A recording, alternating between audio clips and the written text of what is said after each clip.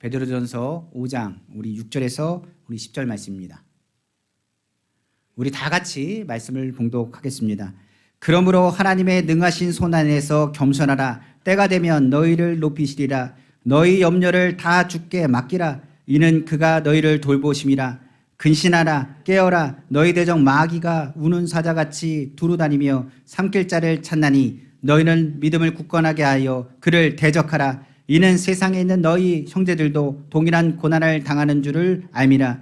모든 은혜의 하나님 곧 그리스도 안에서 너희를 부르사 자기의 영원한 영광에 들어가게 하시니가 잠깐 고난을 당한 너희를 친히 온전하게 하시고 굳건하게 하시며 강하게 하시며 털을 견고하게 하시리라. 아멘. 저는 오늘 여러분과 함께 베드로전서 5장 6절에서 10절 말씀을 가지고 고난의 때를 주께 맡기라 라는 제목의 말씀으로 은혜 나누기를 간절히 원합니다. 우리에게 있어서 여러 가지 고난이 있다고 합니다. 특별히 그리스도인에게 있는 고난은 크게 세 가지로 분류할 수가 있습니다. 첫 번째, 그리스도인이 받는 고난이 있다면 잘못에 의해서 당하는 고난입니다. 이것을 징계적인 고난이라고 말합니다. 이를 통해 잘못된 길을 바로잡게 되며 이러한 고난을 통해서 우리가 하나님의 뜻과 하나님의 계획을 다시금 깨닫게 된다고 성경은 기록하고 있습니다. 그래서 잘못돼서 받는 것은 자랑할 것도 없고 칭찬할 것도 없는 고난이라고 성경은 기록하고 있습니다. 바로 베드로전서 2장 20절이죠. 죄가 있어 매를 맞고 참으면 무슨 칭찬이 있으리요. 그러나 선을 행함으로 고난을 받고 참으면 이는 하나님 앞에 아름다우니라. 성경을 하고 있습니다. 그러니까 죄가 있어서 매를 맞고 참는 것이 무슨 칭찬이 있겠느냐. 그러나 너희가 주님을 바라보고 믿음으로 나아간다면 오히려 이것을 통해서 하나님의 선을 행할 때 하나님께서 그것은 하나님 앞에 아름다운 일이라고 성경은 말씀하고 있는 것입니다. 두 번째로 있는 고난이 있습니다. 이것은 성장을 위한 고난이라고 말합니다. 이것을 다른 말로는 우리가 성경을 통해서 알 수 있는 것처럼 바로 연단이라고 말합니다. 바로 오히려 이 연단은 그리스도의 고난에 참여하라는 일이기 때문에 너희는 성경은 말하기를 오히려 기뻐하고 즐거워하라고 성경은 말하고 있습니다. 그러니까 이 연단이라는 것은 어느 정도 수준과 단계가 되지 않으면 연단이 오지 않습니다. 내가 지금 연단을 받는다는 것은 오히려 내가 믿음의 장성한 분량까지 자라날 수 있도록 이 성장을 도와주시는 것이기 때문에 우리에게 나쁜 것이 아니라 오히려 이것은 유익한 것입니다.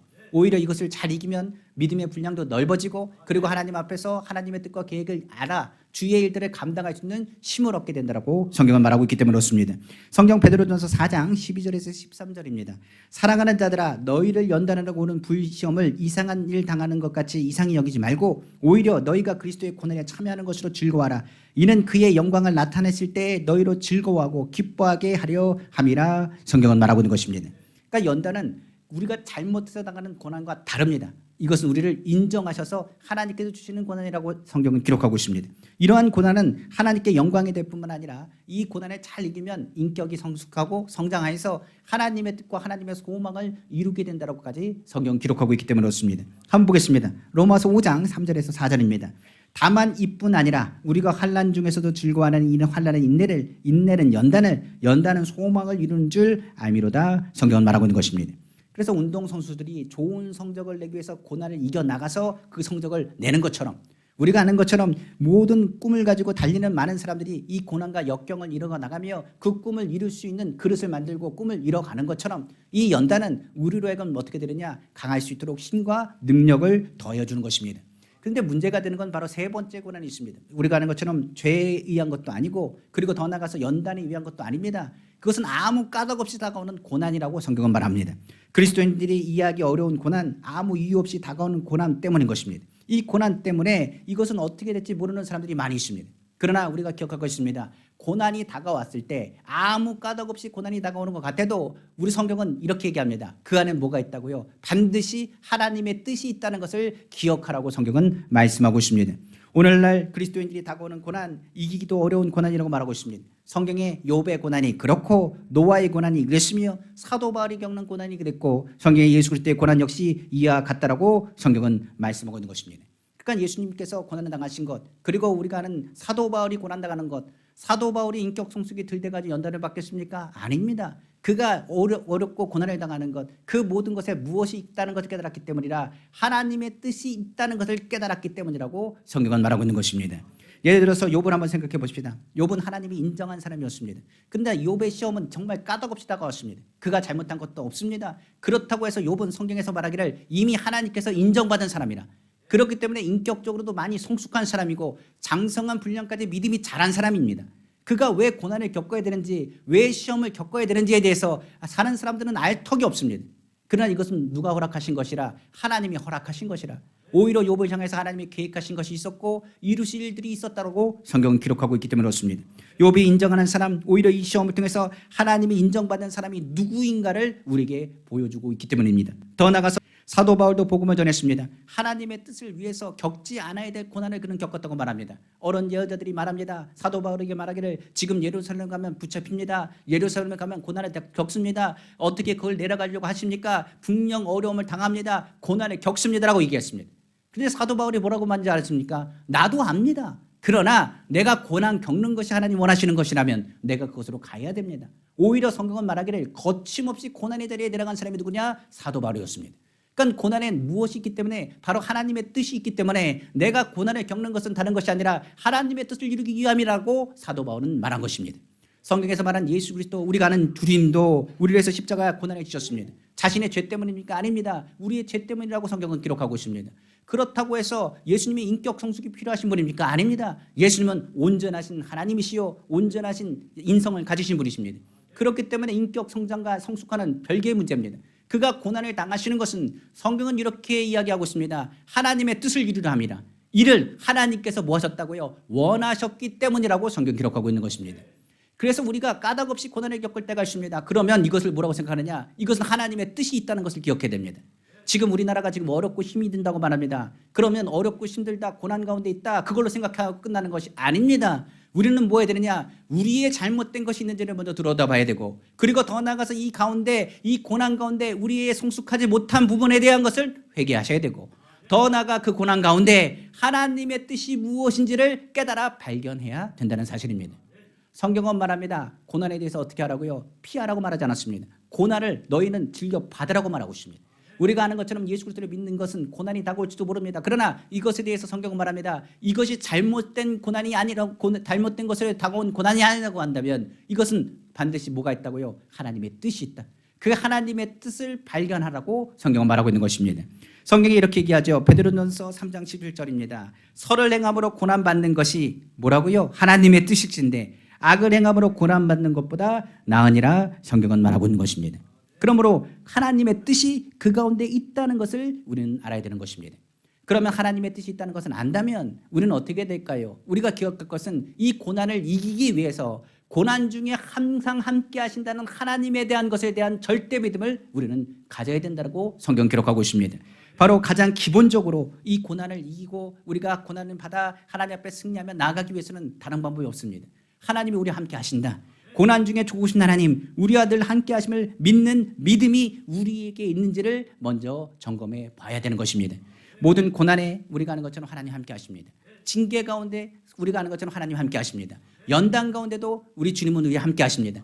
까닭없이 당하는 고난 가운데도 우리 주님은 우리와 함께 하십니다. 주님이 우리와 함께 하신다는 것을 우리가 믿는다면 그 고난은 나에게 어떤 일이라 유익한 일입니다.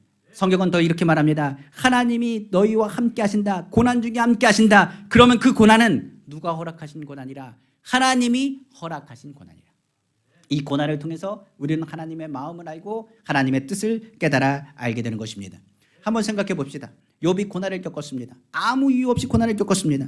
그때 하나님이 멀리 계셨습니까? 아닙니다. 욥을 지켜보고 계셨습니다. 그럼 뭘 얘기하느냐? 하나님께서 욥과 이야기했던 모든 것, 욥의 친구들과의 대화했던 모든 것, 그 자리에 하나님이 함께 하셨다는 것을 의미하고 있는 것입니다.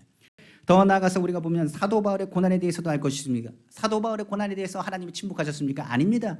성경은 이렇게 합니다. 고난이 되게 은혜라는 사실을 사도 바울로 통해서 깨닫게 해주셨습니다. 이를 통하여 고난 가운데 이것이 나에게 은혜구나. 내 이 약한 데서 내가 강함이 되는구나. 나로 교만하거나 자고하지 않기 위해서 하나님의 신령한 것을 보는 내가 하나님의 뜻과 하나님의 계획을 전하기 위해서 하나님께서 만드신 나에게 은혜라고 그런 고백했던 것입니다. 예수님의 십자가는 또한 어떻습니까? 예수님의 십자가의 고난, 그가 겪지 말아야 될 고난입니다. 죄가 없으신 그분입니다. 하나님이 어떻게 고난을 겪으십니까? 그러나 그가 죽기까지 고난을 당하신 것은 다른 것이 아니라 십자가 고난을 하나님이 원하시는 것이고 이를 통하여 하나님이 우리가 함께 하신다는 것을 우리로 하여금 보여주셨다고 성경은 기록하고 있습니다. 이런 하나님의 사랑을 증거하기 위한 하나님의 뜻이 그 가운데 숨겨져 있었습니다. 우리가 그래서 예수님을 뭐라고 부르느냐? 임마누엘이라고 부릅니다. 임마누엘은 하나님이 우리와 항상 함께 하신다는 뜻입니다. 고난 중에 우리 하나님은 우리와 함께 하십니다. 하나님께서 우리를 과와 같이 버려두지 않습니다. 2025년도도 동일합니다. 하나님은 우리를 고와 같이 과와 같이 절대 버려두지 않습니다. 우리의 여러 가지 심령을 아시고 위로하실 뿐만 아니라 우리를 도와주시고 붙잡으시고 인도하심을 믿으시기를 주님의 이름으로 축원합니다. 성경은 이렇게 얘기합니다. 너희가 하나님이 함께 하심을 보았느냐? 우리를 대신 고난을 짊어진 예수님을 보았느냐? 예수님의 고난을 통하여 너희는, 성경은 말합니다, 그 고난에 같이 참여하는 자가 되라고 말합니다. 그리고 예수 그리스도와 함께 고난에 참여하고 예수 그리스도와 함께 그 영광에 같이 참여하는 자가 될 것을 성경은 말하고 있는 것입니다. 그러므로 성경에서 말하기를 너희가 고난을 받느냐? 현재의 고난은 장차 올 하나님의 영광에 좋게 비교할 수 없다고까지 성경은 기록하고 있는 것입니다. 성경 한번 보겠습니다. 로마서 8장 17절에 18절입니다. 자녀이면 또한 상속자 곧 하나님의 상속자요 그리스도와 함께한 상속자니 우리가 그와 함께 영광을 받기 위하여 고난도 함께 받아야 할 것이니라. 생각하건대 현재의 고난은 장차 우리에게 나타날 영광과 비교할 수 없도다. 성경은 말하고 있는 것입니다. 그러므로 고난 중에 우리는 기억해야 됩니다. 하나님 함께 하십니다.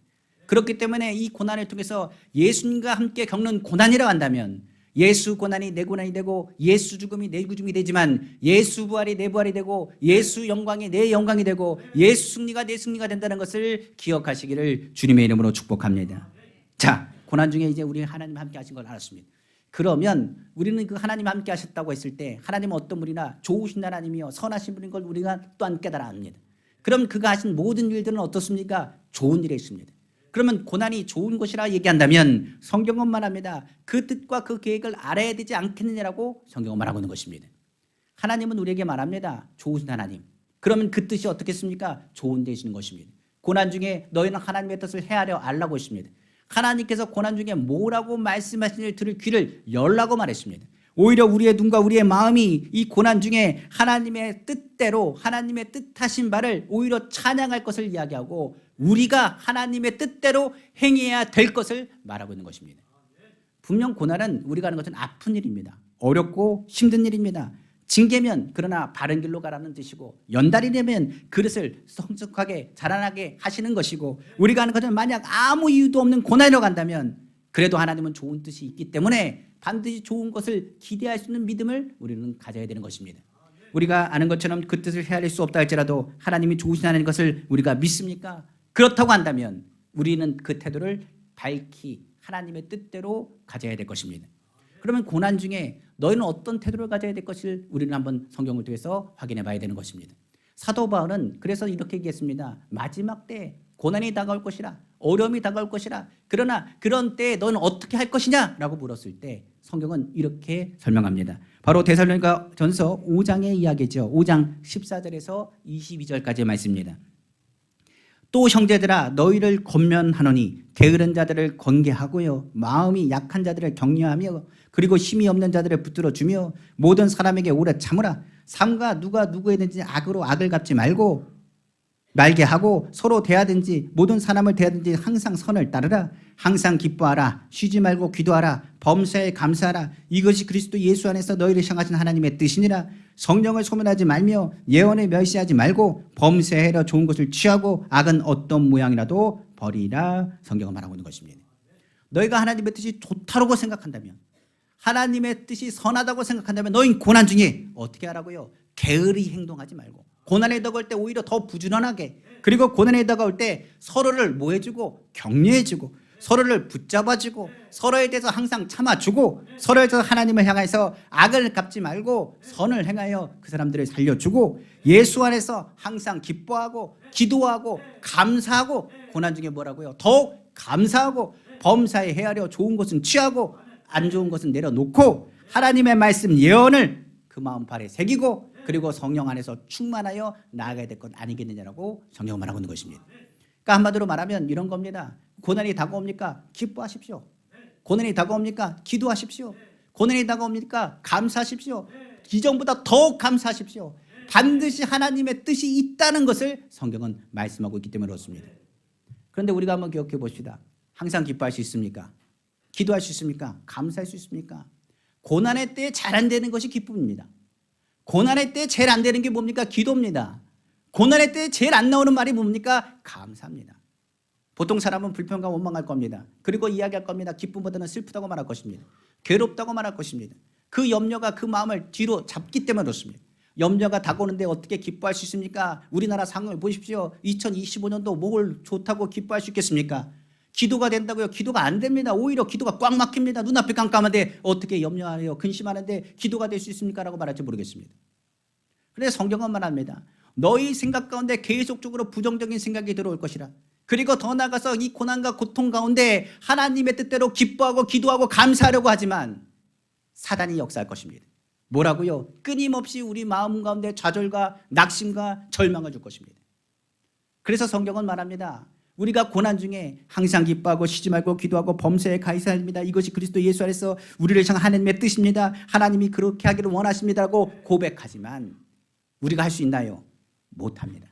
성경은 우리에게 분명히 말합니다. 고난 중에 사람이 어떻게 그것을 이길 수 있느냐? 고난 중에 이길 수 있다면 그건 고난이 될 수 없습니다.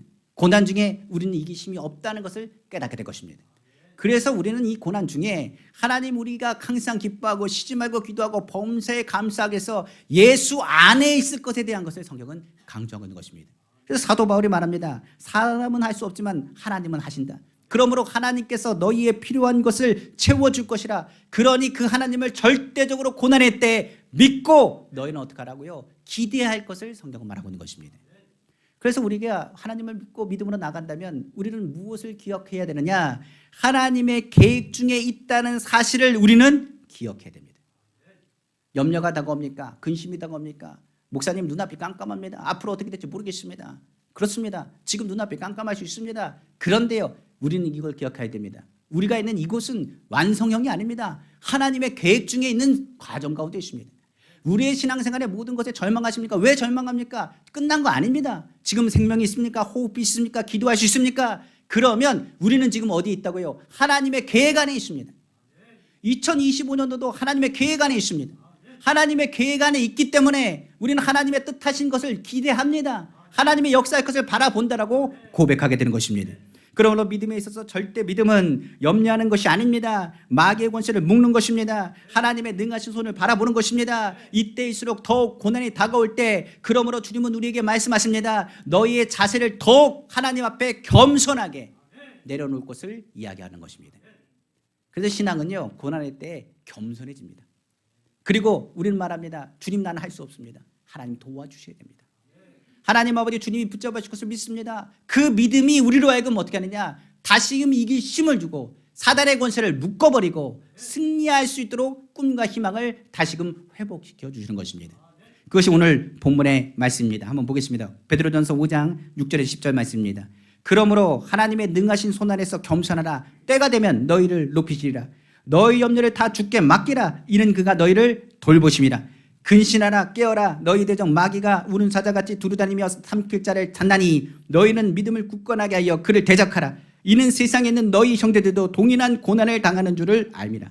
모든 은혜의 하나님 곧 그리스도 안에서 너희를 부르사 자기의 영원한 영광에 들어가신 이가 잠깐 고난을 당한 너희를 친히 온전하게 하시며 굳건하게 하시며 강하게 하시며 터를 견고하게 하시리라. 성경은 말하고 있는 것입니다. 오늘 본문은 분명히 말하고 있지 않습니까? 뭐라고요? 염려를 누구에게 맡기라고요? 주께 맡기라. 주께서 너를 돌보심이라. 마귀의 권세를 어떻게 하라고 말합니까? 너희는 믿음을 굳건하게 해서 대적하라. 흑암의 권세가 끊임없이 부정적인 생각을 하게 하면 예수로 명하느니 그 악한 영들은 물러가라. 선포하라고 성경은 말하고 있는 것입니다. 더 나아가서 뭐라고 말합니까? 은혜의 하나님께서 너희를 부르셨다 말합니다. 그리고 말하기를 자기의 영원한 영광에 들어가 계신 이 우리의 고난은 뭐라고요? 잠깐이라고 말하죠. 이 잠깐의 고난 때문에 절망과 낙심하지 말아라. 하나님께서 친히라고 말하고 있습니다. 친히 너희를 온전하게, 굳건하게, 강하게, 견고하게 하시라고 성경은 말하고 있는 것입니다. 제가 어제 장로집에 신방을 갔습니다. 신방을 가서 이제 여러 가지 이야기를 했습니다. 2025년도 돌아가는 상황이 나라도 절망이고 경제도 절망이고 환경도 절망인데 장로님 어떻게 생각하십니까? 라고 물었습니다. 그러니까 장로님이 그렇게 얘기합니다. 맞습니다. 정말 절망입니다. 환경도 절망이고 경제도 절망이고 상황도 여러 가지 어렵습니다. 정말 사업하는 사람들 정말 힘들 겁니다. 그런데요, 희한하게 저는 기대가 됩니다. 왜요? 그랬더니 하는 얘기가 기도하면 기대가 됩니다.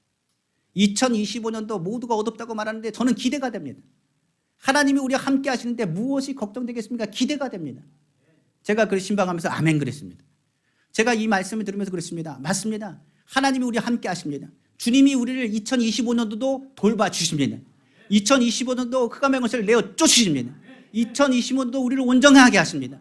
견고하게 하십니다. 믿음에 굳게 서게 하십니다. 강하게 하십니다. 오늘 붙잡아 주십니다.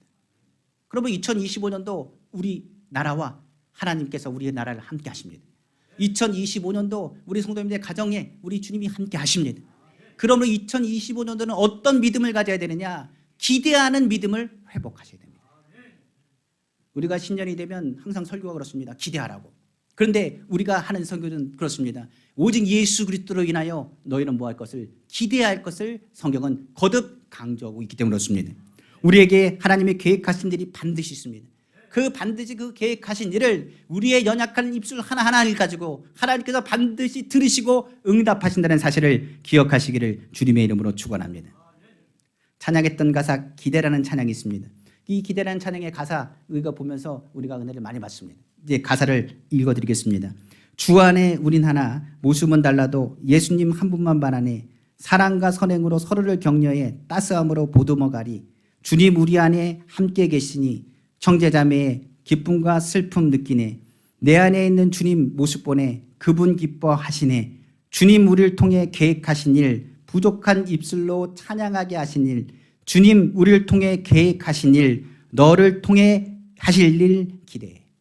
이 찬양 가사가 아까 성가대도 찬양을 했지만은 우리가 믿음 안에서 2025년도 우리를 향해서 행하실 일들을 기대할 때 그 믿음은 더욱더 견고해질 줄로 믿습니다. 그러므로 우리는 고난 중에 예수님을 바라봅니다. 고난 중에 서로를 격려합니다. 고난 중에 기쁨과 슬픔을 나눌 것입니다.